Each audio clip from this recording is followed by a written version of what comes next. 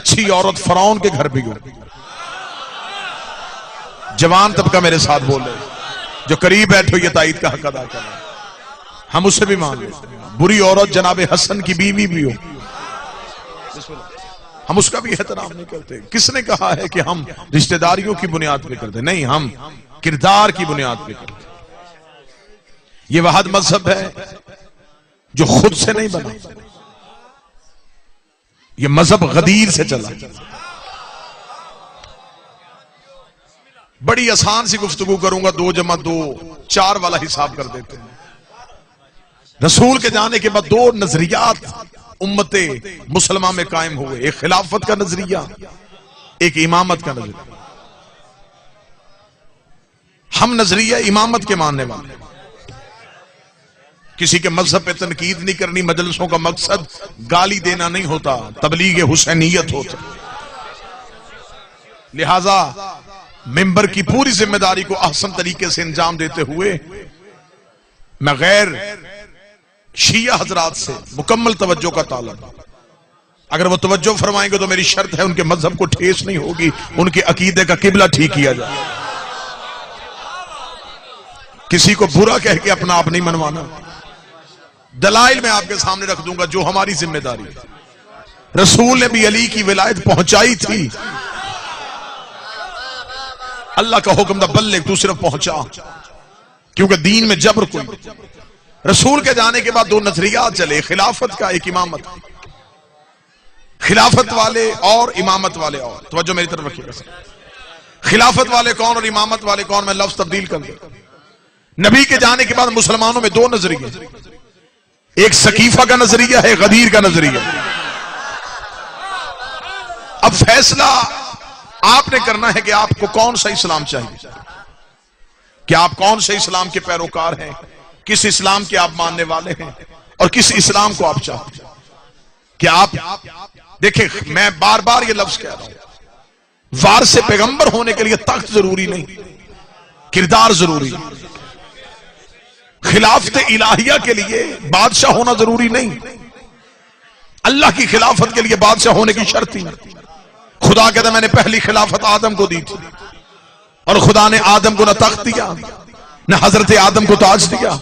मेरे मालिक आपने हजरत आदम को जमीन पे पहला खलीफा बनाया, इसे जमीन का बादशाह बना के भेजिए, इसे तख्त दे के भेजिए, इसे ताज दे के भेजिए, इसे लश्कर दीजिए, इसे इख्तिदार दीजिए। अजब नहीं कि आवाज़ परवरदिगार आए, अगर मैं आदम को तख्त ताज लश्कर दे देता तो फिर सुन्नत इलाहिया हो जाती। जिसके पास तख्त होता वो मेरा खलीफा बन जाता, जिसके पास ताज होता वो मेरा खलीफा हो जाता, फिर तो खिलाफत इलाहिया का म्यार ही बदल जाता। खुदा ने कहा मैंने आदम को तख्त नहीं दिया, मैंने आदम को ताज नहीं दिया, लेकिन मैंने आदम के एक इम्तियाज रखा है। मेरे मालिक वो कौन सा? फरमाया आदम को फरिश्तों ने सजदा किया है, आदम को फरिश्तों ने सजदा किया है। बस इसी म्यार को परखते चले जाना, क़यामत तक ये ना देखना तख्त किसके पास है, ताज किसके पास है, ये देखना फरिश्ता किसके दरवाजे पे आ रहा। ये नहीं देखना कि तख्त वाले कौन, ये नहीं देखना कि ताज वाले कौन, ये देखना है कि फरिश्ता किस दरवाजे पे नौकरी के लिए आ। मतवज्जे साहबान, एक सिलसिला खिलाफत का, एक सिलसिला इमामत का। और पहले खिलाफत वालों से बड़ी मोहब्बत के साथ इत्तेहाद बैनुल मुस्लिमीन को पेश नजर रखते हुए पूछते हैं कि आपके पास जो नजरिया खिलाफत है ये आपने कहां से लिया। किसी भी चीज की गहराई देखेंगे तो हकीकत का पता चले, जिसे बैकग्राउंड कहते हैं, इसके पस मंजर में जाए, इसके पीछे जाए। जब हमने खिलाफत वालों से पूछा तो उन्होंने कहा जी असल में यह है कि रसूल जाते हुए किसी का ऐलान नहीं करके गए थे। ठीक है, बड़ी मोहब्बत से सुनिए। फिर क्या हुआ? उन्होंने कहा जी रसूल के जाने के बाद महाजरीन और अंसार परेशान थे। इसी परेशानी के हाल में सकीफा बनी सादा में मुसलमानों का इज्तिमा हो गया। महाजरीन चाहते थे कि नबी का वारिस हम में से, अंसार चाहते थे कि नबी का वारिस हम में से। आपस में दस्तों गिरेबान हो रहे थे। एक सहाबी रसूल उठे, उन्होंने दूसरे सहाबी का हाथ पकड़ के बुलंद किया। बुलंद करने के बाद कहा ये बाद रसूल बुजुर्ग भी हैं, मोतबर भी हैं, रिश्तेदारी पैगंबर भी, लिहाजा मैं भी इसकी बैत करता हूं, तुम भी इसकी बैत करो। लिहाजा मुसलमानों के इज्मा ने उनके हाथ पे बैत की तो यहां से सिलसिला खिलाफत शुरू हो गया। ठीक हो गया। इब्ने खल्दून से लेकर शिबली नुमानी तक जिसने भी खिलाफत लिखी उसने यही नस दी, यही दिया कि बाद रसूल इजमाए उम्मत के साथ पहला खलीफा चुना गया। अब आओ इमामत वालों से पूछते हैं कि तुमने जो अली को इमाम बनाया तुम्हारे पास दलील क्या? अब जो दलील उन्होंने दी है वो दलील पढ़ दे। उन्होंने कहा दलील क्या? अब ध्यान आपने सिर्फ उस दरवाजे पे नहीं देना, जिस इल्म के दरवाजे की मैं जिक्र कर रहा हूं आपने उस पर ध्यान करना। आपके पास दलील क्या है? अब इमामत वालों जो दलील दी, इमामत वालों ने कहा कि हमने जो अली को इमाम माना ये नबी की जिंदगी के बाद नहीं हुआ, नबी मौजूद थे, आखिरी हज था, गदीर का चौक था, 1.25 लाख हाजियों का मजमा था, फलानों का मिंबर था। 3.5 घंटे अली के फजीलत पढ़ने के बाद नबी ने अली का हाथ पकड़ के बुलंद करके वाज़ेह तौर पे ऊंची आवाज में ऐलान किया था, मन कुंत मौला हो फहाज़ा अली मौला, जो मुझे मौला समझता है मेरे बाद उसने अली को मौला माना है, लिहाजा हमने हुक्म पैगंबर के तहत, गदीर के हुक्म के तहत अली को अपना इमाम मान लिया। अब 2 नजरियात आपके सामने मैंने पढ़ दिए, दोनों के दोनों मैंने हिस्ट्री से पढ़े। एक खलीफा बना नबी की जिंदगी के बाद, एक बना नबी की जिंदगी में, एक बना सकीफा में, एक बना गदीर में, एक हाथ सहाबी ने बुलंद किया, एक हाथ नबी ने बुलंद किया। लड़ना नहीं, झगड़ना नहीं, घर जाके फैसला करना है कुरान में अतात सहाबी की वाजिब है या नबी की वाजिब। फैसला आपने करना। बिस्मिल्लाह।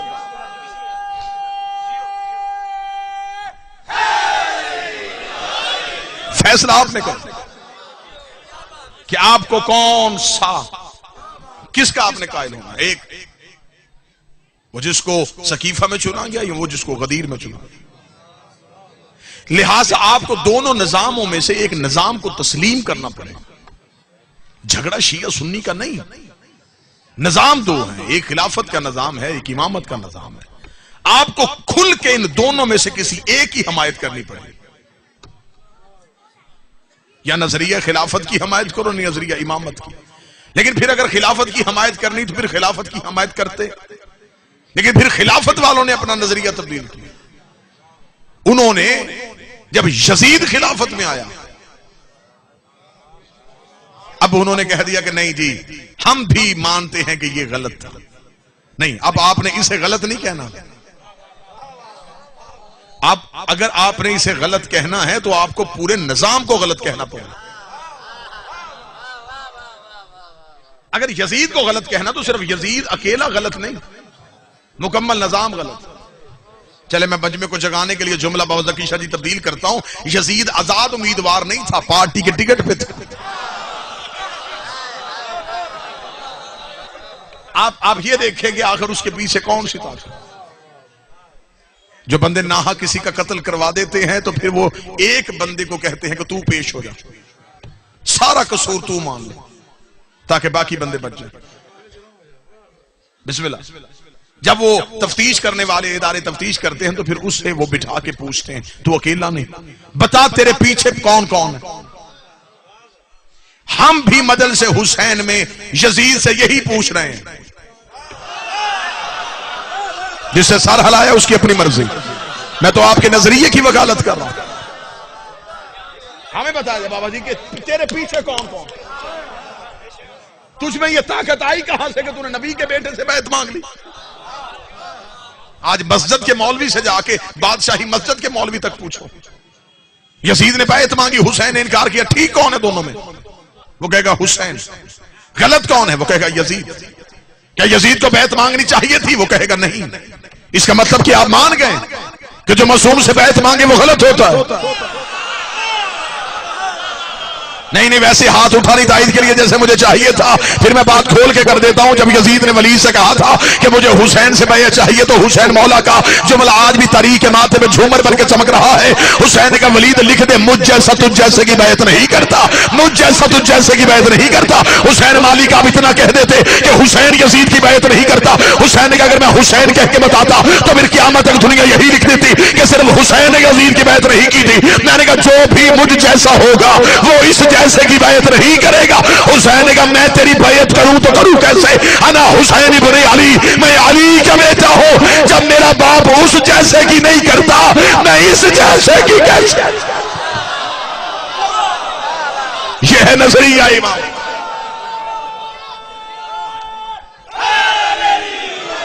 यह है नजरिया इमाम।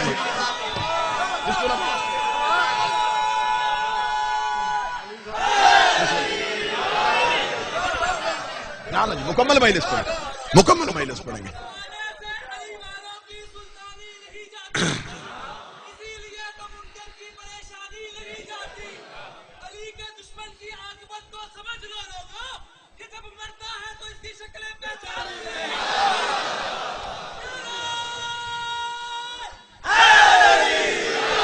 वो इसलिए नहीं पहचानी जलती, जलता है मुनाफिक तो धुआं तक नहीं उठता।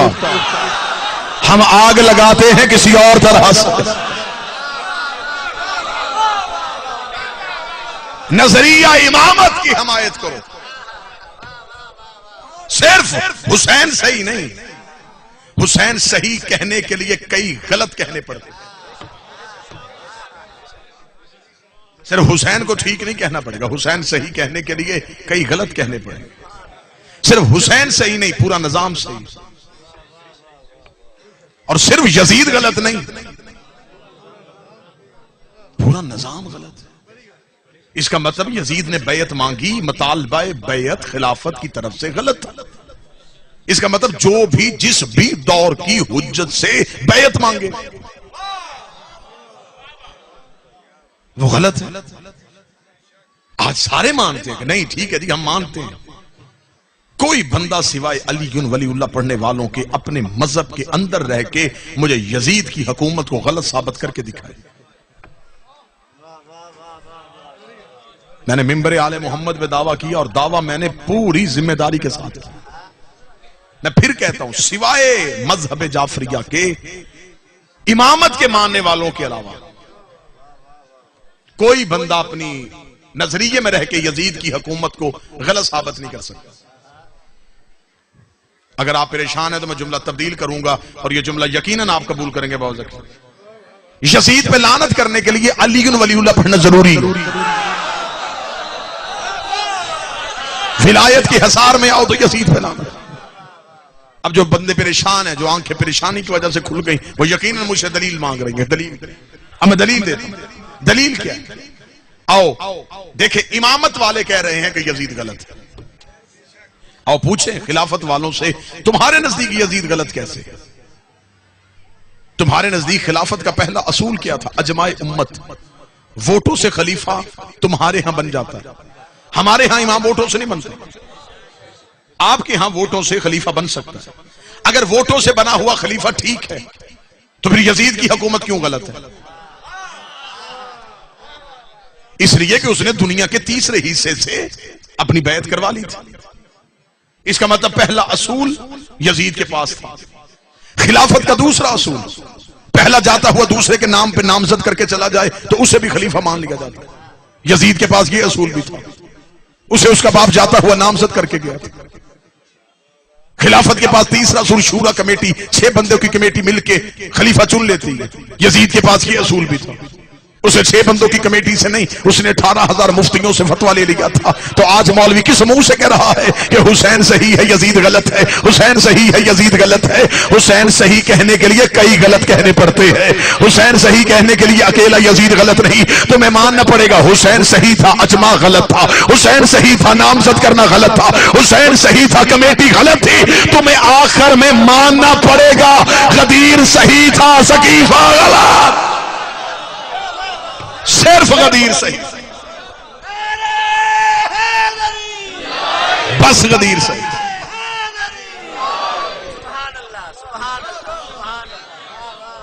बात समझ में आ रही है सर? यजीद ने बैत मांगी और हुसैन मालिक ने इनकार कर दिया। मेरे मौला हुसैन ने इनकार किया और हुसैन को इनकार करना चाहिए था, क्योंकि हुसैन का हाथ सिर्फ हुसैन का हाथ नहीं था। हुसैन के हाथ पे हसन का हाथ, हसन के हाथ पे अली का हाथ, अली के हाथ पे नबी का हाथ, नबी के हाथ पे इब्राहिम का हाथ, इब्राहिम के हाथ पे मूसा का हाथ, मूसा के हाथ पे आदम का हाथ। जो बैत मांग रहा था हाथ उसका भी अकेला नहीं था, उसके हाथ में उसके बाप का हाथ था, उसके बाप के हाथ में अबू सुफियान का हाथ था, अबू सुफियान के हाथ में अबू जहल का हाथ, अबू जहल के हाथ में नमरूद का हाथ था, नमरूद के हाथ में फिरौन का हाथ था, फिरौन के हाथ में इब्लीस का हाथ था। अगर हुसैन बैयत कर लेते तो तारीख ये ना लिखती हुसैन ने यजीद की बैयत कर ली, तारीख लिख देती हसन ने माविया की बैयत कर ली थी, नबी ने अबू जहल की बैयत कर ली थी, मूसा ने फिरौन की बैयत कर ली थी, इब्राहिम ने नमरूद की बैयत कर ली थी, आदम ने इब्लीस की बैयत कर ली थी। हुसैन ने हाथ पीछे करके बता दिया ये मेरा हाथ नहीं, नबियों के वारिस का हाथ है।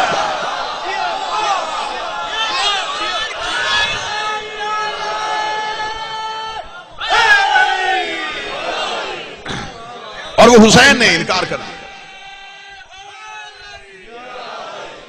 तो जो साहब इमाम हुसैन ने इनकार कर दिया। अच्छा, लोग हमसे पूछते हैं कि नहीं जी आप शिया ये क्यों कहते हैं, ये क्यों कहते हैं। मैं मिंबर पे एक सवाल कायम करके जा रहा हूं। इमाम हुसैन ने बैत का इनकार किया और 72 साथियों ने इस इनकार में हुसैन का साथ दिया। वो 72 नाम आज भी तारीख की किताबों में कबीलों के साथ लिखे हुए। अब मेरा तारीख इस्लाम से यह सवाल है, जिन 72 ने इनकार किया वो तो तुमने बताए, जिन लाखों ने बायत कर ली थी वो कौन थे?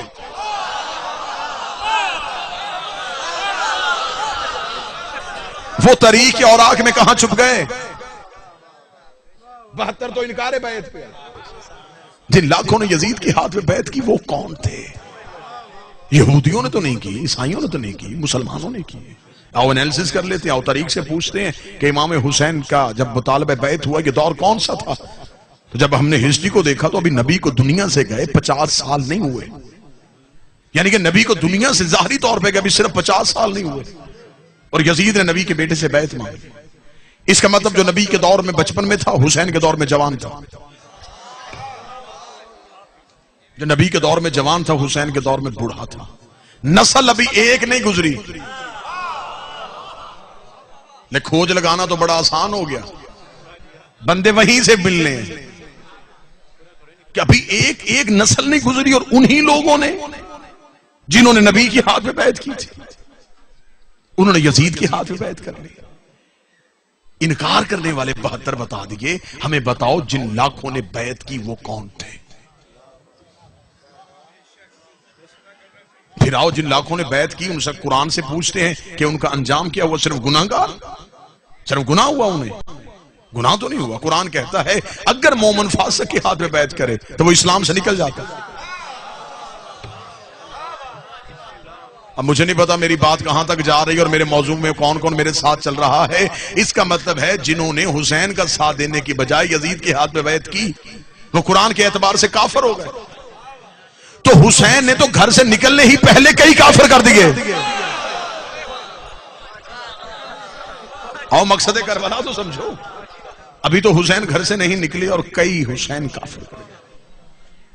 उन लाखों ने बैत का इनकार कर दिया, 72 ने हुसैन का साथ दे दिया और जिन्होंने हुसैन का साथ दिया हुसैन ने उन्हें इतना जिंदा रखा, इतना जिंदा रखा, इतना जिंदा रखा। अब कोई बंदा चुप रहेगा तो मुझे दुख लेके मैं जाऊंगा। हुसैन ने उन 72 को इतना जिंदा रखा कि नबी के पास जितने भी बैठे सारे रजी अल्लाह बने थे, अली के पास जितने भी बैठे सारे रजी अल्लाह बने। हुसैन ने एक भी रजी अल्लाह नहीं किया। हुसैन ने हुर भी अलैहिस्सलाम कर दिया, हुसैन ने सईद भी अलैहिस्सलाम कर दिया, हुसैन ने मुस्लिम भी अलैहिस्सलाम कर दिया। हुसैन ने अलैहिस्सलाम बना के जमाने को बताया है अलैहिस्सलाम या खुदा बनाता है या फिर हुसैन बना।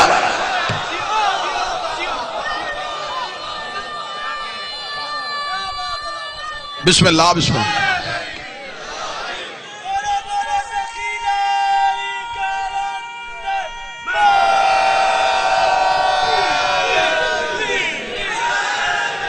या अली मुश्कलम बकुशा। मुतवज्जे साहब, इसका मतलब है कि हुसैन का नजरिया आज भी जीता हुआ। ये मजलिसों में रोज मजलिसें होती हैं, एक एक शहर में कई के मजलिसें होती हैं।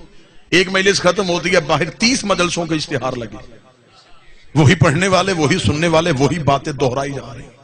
ये कौम फिर भी मजलिसों में क्यों आ रही है? ये इस वजह से आ रही है, ये मजलिसों में बैठ के जमाने को बताते हैं कि हमारा ताल्लुक सकीफे वाले निजाम से नहीं, गदीर वाले निजाम से। भाई मैं बात आसान कर देता हूं बच्चों को समझाने के लिए, मुश्किल बात ही नहीं। अभी हफ्ता नहीं पहले गुजरा कि न्यूजीलैंड में नमाजियों पे फायरिंग हुई, 40 नमाजी शहीद हुए। उस मुल्क की वजीर आजम ने सर पे स्याह दुपट्टा ओढ़ा मुसलमान होने के लिए। उसे अपने पार्लियामेंट में कुरान की तिलावत करवाई, कुरान पे यकीन करने के लिए। उनके लोगों ने नमाजियों के पीछे सफे बांधी नमाज सीखने के लिए। नहीं, वो पूरी कौम मुसलमानों में 40 लोगों के साथ क्यों खड़ी हुई? उन्होंने कहा हमारे चेहरे पे खून के धब्बे पड़ गए हैं ताकि हम दुनिया को यह एहतजाज रिकॉर्ड करवाए कि हमारा ताल्लुक मकतूलीन के साथ है, कातल के साथ नहीं है। इसका मतलब ईसाई औरत को शर्म आ गई, मौलवी को अभी तक शर्म नहीं आई। थोड़ी देर के लिए मजल से हुसैन में आ, काला कपड़ा सर पे रख ताकि दुनिया को बताए तेरा ताल्लुक हुसैन से है, यजीद से नहीं। यह है एहतजाज का तरीका। बिस्मिल्लाह, यह है एहतजाज का तरीका।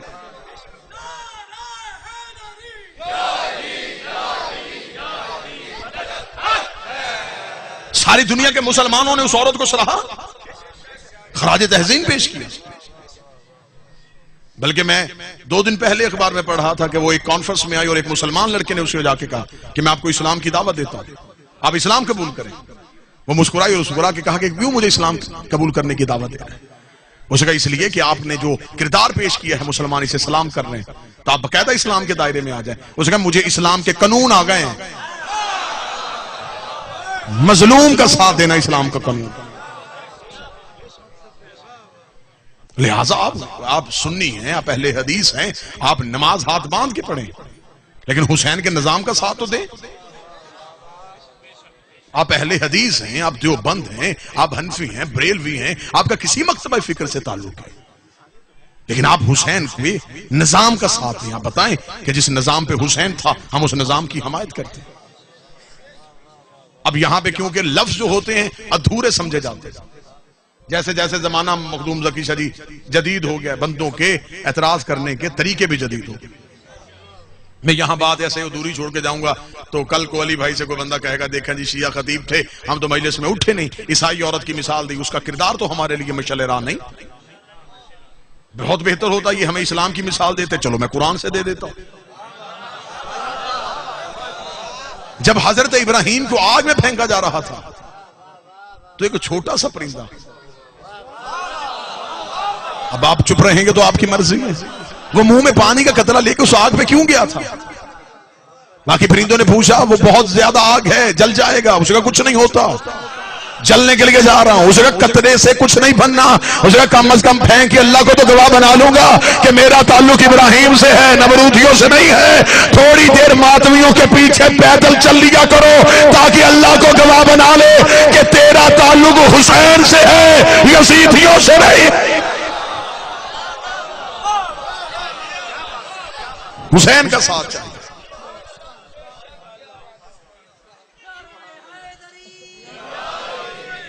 कभी भी हमने तख्त और ताज वाले को हुक्मरान नहीं समझा, जिसके पास किरदार मोहम्मद है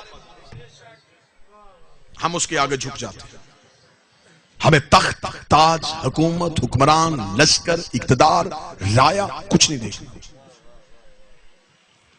हजरत यूसुफ कैद खाने में भी नबी थे, फरौन तख्त में भी लानती था। इसका मतलब है कि लानती तख्त में भी बैठ जाए, 2 या 3 सेकंड लेट हैं आप मुझसे, कोशिश करें कि ज़हन मेरे करीब हो जाए।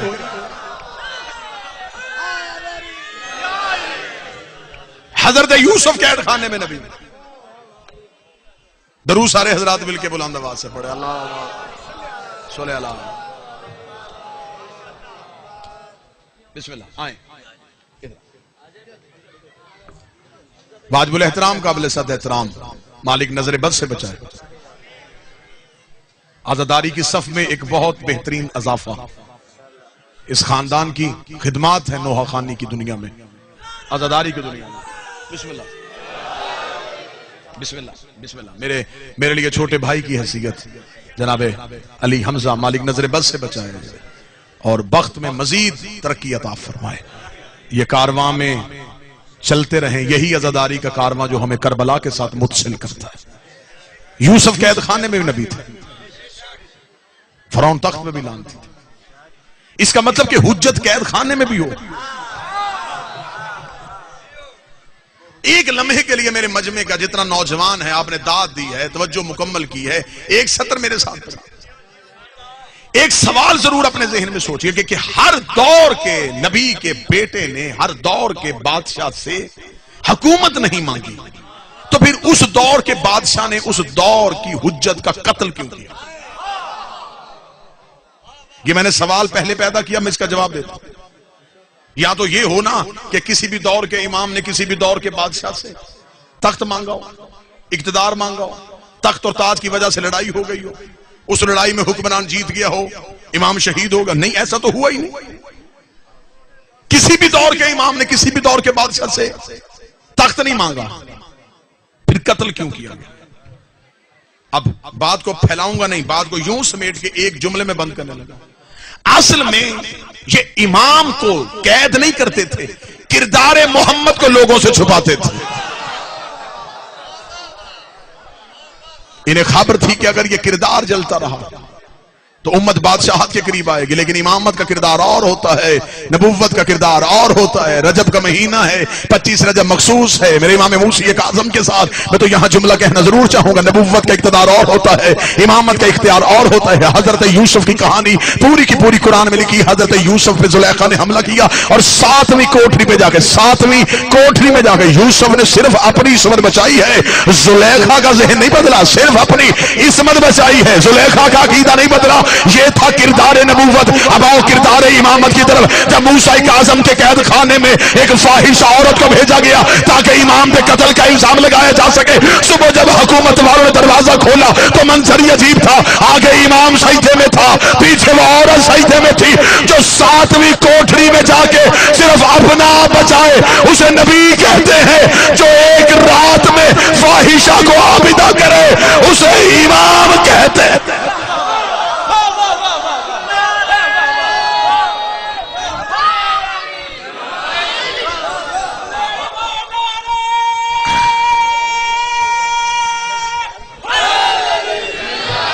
ये है किरदार,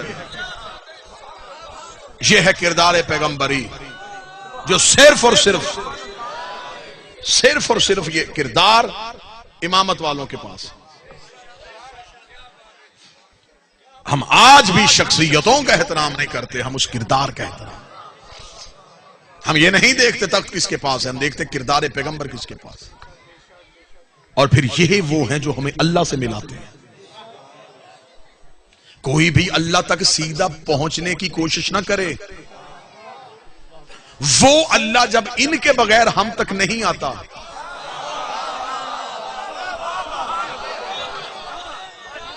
तो फिर हम इनके बगैर उस तक कैसे जा सकते? मुझे बोल के बताओ, क्या वो अल्लाह सीधा हम तक आया? इन्हीं के जरिए से आया, जो सब कुछ कर सकता था और सब कुछ कर सकता है। वो इनके बगैर नहीं आया, तो हम इनके बगैर कैसे जा सकते? तफसीलात का वक्त नहीं, आखिरी सजदा मवद्दत की नमाज का और आपको सलाम आखिर, जिंदगी बाकी, मुलाकात बाकी।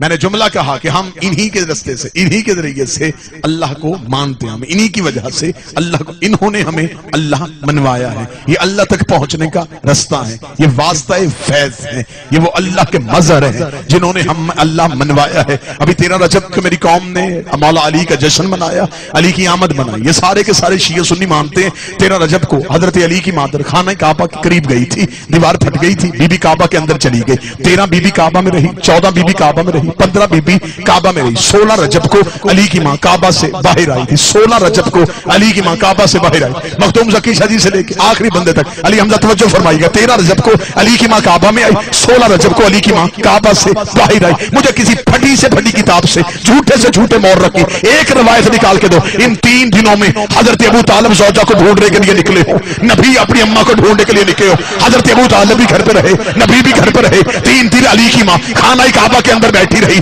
अबू तालिब भी जानते थे कि बीबी कहां है, नबी भी जानते थे कि हमारी अम्मा कहां है। ना नबी ने घर से निकले, ना हजरत अबू तालिब घर से निकले, लेकिन वो मक्के वाले जिन्होंने बीबी को जाते हुए देखा था और दीवार को फटते हुए देखा था, वो तो परेशान थे कि ऐसा तो पहले कभी नहीं हुआ। अबू तालिब की बीवी इस घर के करीब आई थी, दीवार फट गई, बीबी काबा के अंदर चली गई। मक्के वाले न दिन को सोते थे न रात को सोते थे, एक दूसरे से पूछते थे अबू तालिब की ज़ौजा आई, अबू तालिब की ज़ौजा आई, अबू तालिब की ज़ौजा आई। रात वाले दिन वालों से पूछते, दिन वाले रात वालों से पूछते। मक्के वाले अल्लाह के घर के चक्कर लगा रहे थे कि अबू तालिब की ज़ौजा गई, अभी तक वापस ना आई। आखिर 16 रजब को लोगों के सब्र का पैमाना लबरेज हो गया। इन्होंने खुदा के घर के दरवाजे में दस्तक देनी शुरू की। ये दस्तक दे दे के बार बार पूछ रहे थे अबू तालिब की ज़ौजा तू खैरियत से है, तालिब की माँ तू खैरियत से है। जब ये अल्लाह के दरवाजे में दस्तक दे रहे थे तो आवाज़ परवरदिगार आई, मातरे अली अब उठी, अब बाहर जाने का वक्त है। अली की माँ उठी, बीबी दीवार के करीब जाने लगी। आवाज़ परवरदिगार आई, अब दीवार से नहीं जाना, वापसी पे दरवाजे से जाना है। इसलिए कि लोग मेरे दरवाजे पे दस्तक दे रहे हैं। दरवाजा खोल के इन्हें अली दिखा ताकि मैं बंदों को बताऊं जब अल्लाह के दरवाजे पे दस्तक दो अंदर से चली नहीं आता, अंदर से अल्लाह। जब भी